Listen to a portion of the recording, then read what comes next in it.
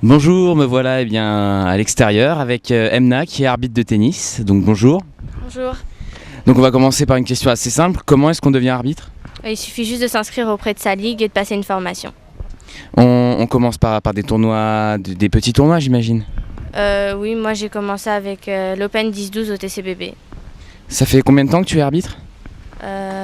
Depuis décembre 2005. Et alors quelles sont les qualités requises pour être un arbitre?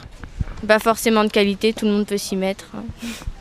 Et comment t'as découvert qu'on pouvait devenir arbitre? C'était avec une affiche dans un club quand j'ai joué à un tournoi. D'accord, donc tu continues à faire du tennis. Oui, je continue à jouer des tournois. Alors est-ce que les rapports sur le court entre le joueur et l'arbitre peuvent parfois se dégrader? Si l'arbitre n'est pas assez autoritaire, oui.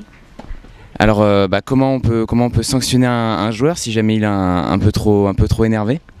On a un code de conduite et si le joueur ne le respecte pas, il prend des points de pénalité, voire des jeux.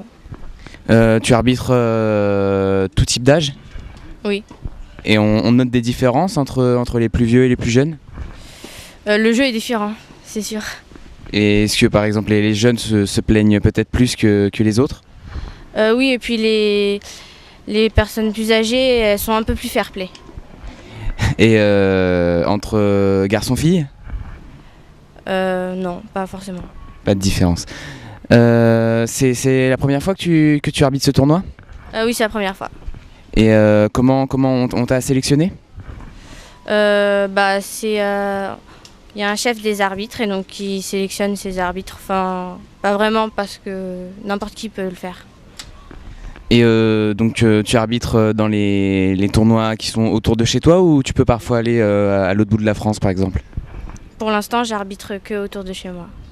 D'accord. Je pense que c'est tout. Je te remercie. Merci. Et puis bonne chance pour la suite.